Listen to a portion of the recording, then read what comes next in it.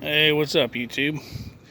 Today, just a little quick piece on my opinions of Harbor Freight trailers versus like ones you can get at a box store like Home Depot, Lowe's, whatever. Now that I've had both of them, I think I can make a pretty solid opinion. So, if I had to buy another trailer right now, I would buy another Harbor Freight trailer. And the reason for that is that they're very sturdy trailers and they're a very good price. And by the time they're worn out, like this one is, it doesn't really bother me to just go get another one.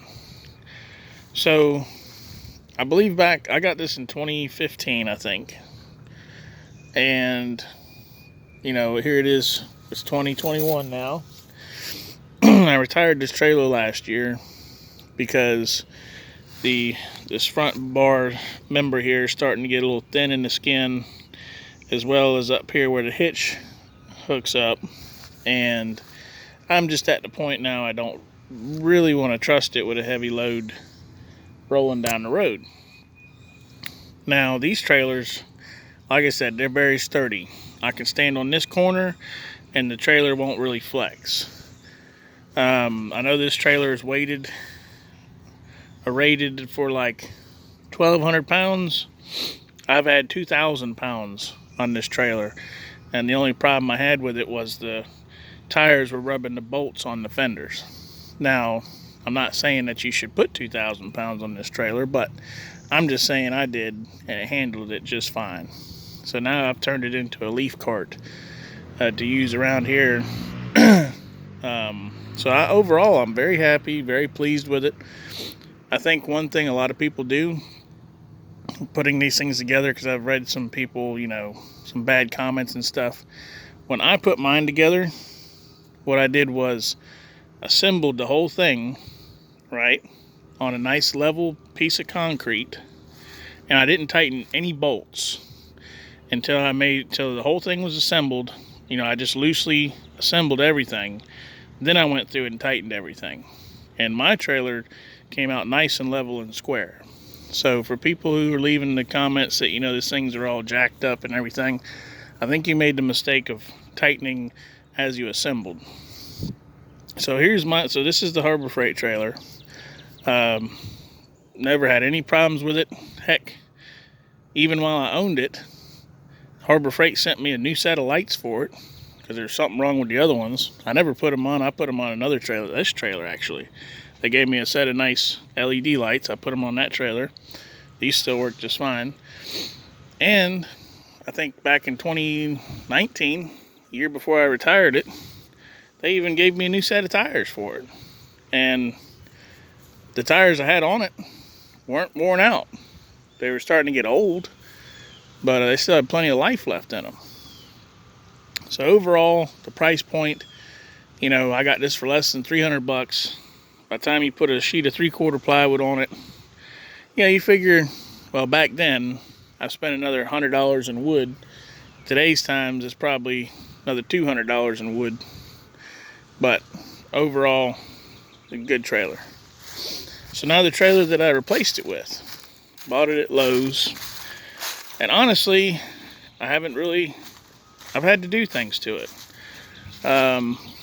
First of all, it came with this wire mesh stuff on it, which is garbage. It lasted for a year, hauling around my little rider mower. The weld started popping, it started sagging. Plus, you can't really haul heavy things on it. Like I went to haul my brother-in-law's Snap-on toolbox from his job. Man, that thing's pretty heavy. I'd say it's probably a good 1,000 pounds.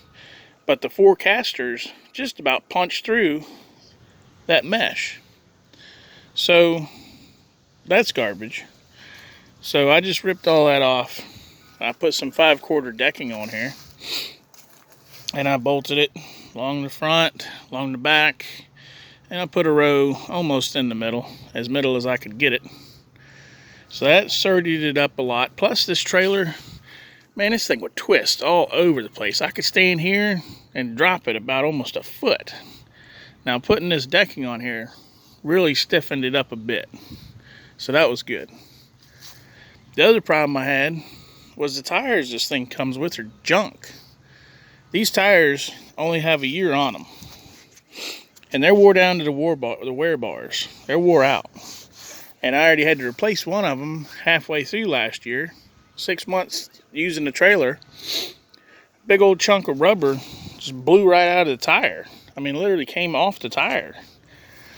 And apparently, from what the tire guy was telling me, there's two different types of these little trailer tires. There's little cheap ones, which is what this trailer comes with, which you really can't go much over like 65 miles an hour.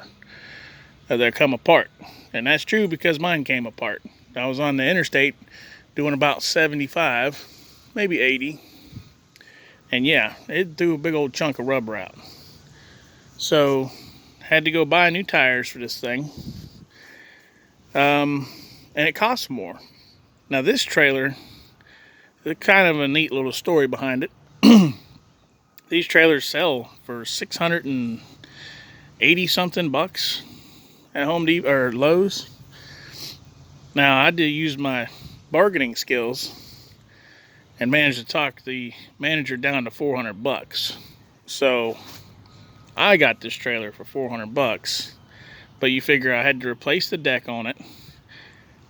I had to replace the tires on it, and I've only had it for a year. So comparing, now this is a 5x8. Harbor Freight is a 4x8, but I could still fit my mower on the 4x8. So overall, in my opinion, I think the Harbor Freight kit trailers are a much better deal than one of these box store trailers. These are just cheap angle iron welded together. At least those trailers over there are all C-channel, which is more strength than angle iron. So that's it. Just wanted to give y'all my opinion because I've had both of them now. And like I said, this trailer, well, you can still kind of see, look at that, it's kind of sitting like this because it's flimsy. Harbor Freight trailer, it don't sit like that. It's nice and square. Even after all the stuff, and I've had this thing mounted over, boy. I've had this thing loaded down.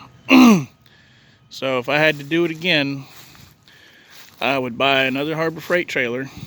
I'd put sides on it like that, not with the plywood. I'd let the air blow through. And I would go buy me some angle iron, some steel, and just fabricate my own tailgate.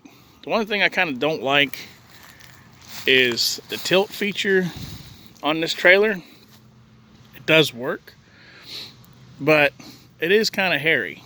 You do have to have your wits about you to use it to load and unload a lawnmower.